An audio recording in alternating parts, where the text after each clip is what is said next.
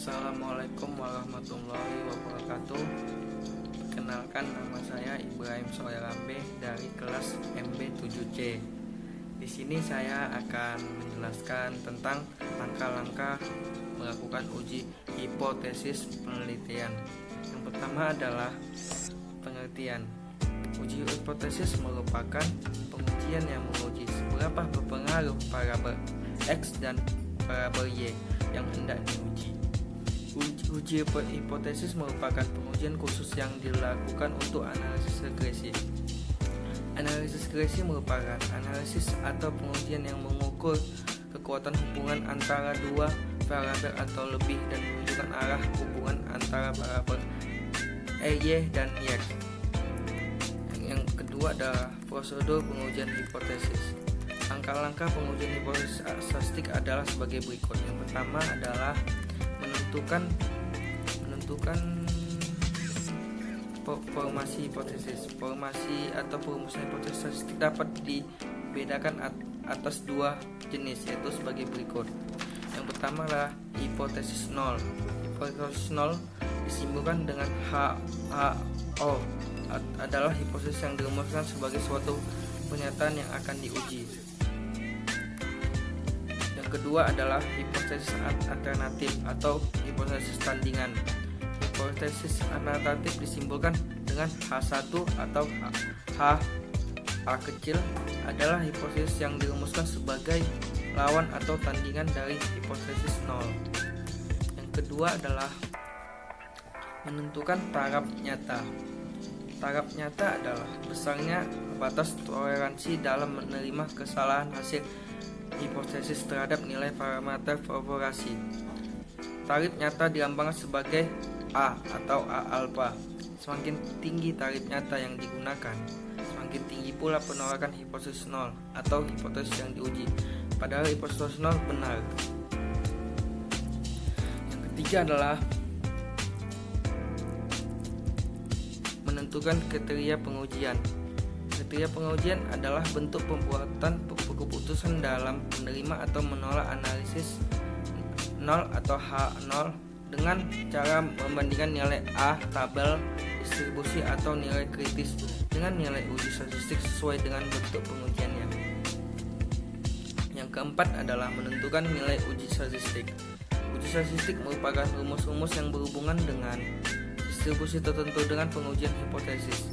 Uji statistik merupakan penghitungan untuk menduga parameter data sampel yang diambil secara random dari sebuah populasi. Yang terakhir adalah membuat kesimpulan. Pembuatan kesimpulan merupakan penetapan keputusan dalam hal penerimaan atau penolakan hipotesis nol sesuai dengan kriteria pengujiannya. Pembuatan kesimpulan dilakukan setelah membandingkan nilai uji statistik dengan nilai A tabel atau nilai kritis. Kita akan memasuki contoh sebagai berikut. Ini kita akan memasuki contoh hipotesis penelitian. Pertama, kita buka variabel view-nya, name-nya X1, X2, dan Y. Labelnya stres kerja, kepuasan kerja, dan presentasi guru. Ordinal. Desimalnya 22. Baru kita buka data view-nya, teman-teman. Untuk datanya sebanyak 15 data. X1 nya 15 data juga.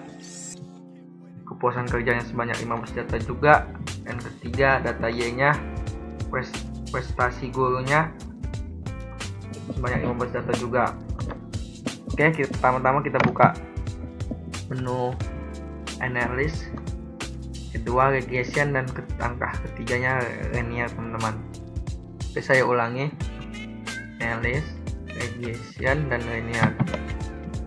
Oke, untuk data independennya Y, presentasi guru, dan independennya stres kerjanya di independen, dan kepuasan kerja sama juga. Statistik kita cek dulu, model fit, oke.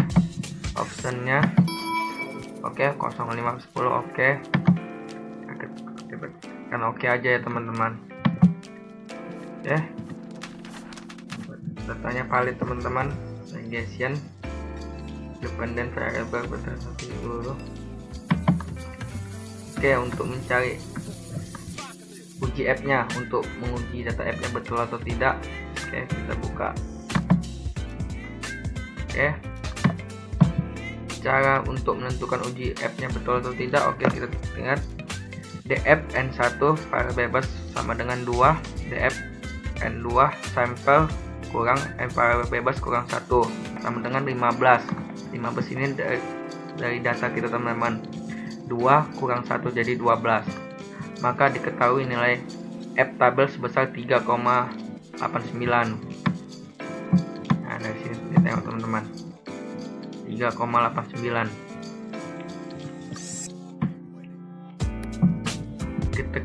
Diketahui nilai F dihitung sebesar 4,005 dan F tabel sebesar 3,89.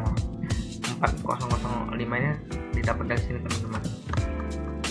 4,005 lebih kecil 3,890, maka HO ditolak, H1 diterima, dan signifikasinya 0,04 lebih besar dari 0,05. Artinya variabel X secara bersama-sama berpengaruh signifikan terhadap variabel Y. Oke, untuk menguji T-nya ini teman-teman. Uji T-nya teman-teman, kepuasan kerja dan stres kerjanya. Untuk mencari tabel T-nya menggunakan rumus ini teman. Sig sama dengan 2N langkah. T tabel 0,05 atau 2, 15 kurang 3 sama dengan 2,178. Uji T hipotesisnya teman-teman.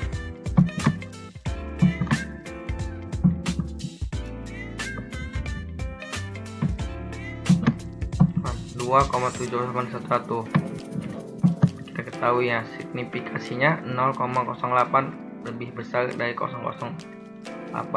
T dihitung 2,730.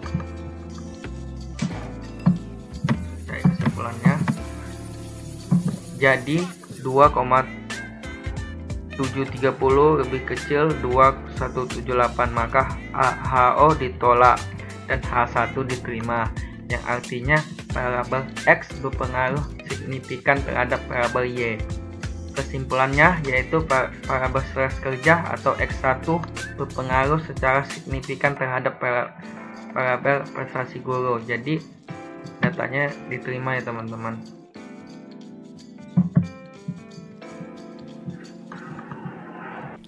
Sekianlah penjelasan saya tentang langkah-langkah melakukan uji hipotesis penelitian. Uji hipotesis merupakan pengujian terakhir dari suatu penelitian yang model uji menggunakan model regresi.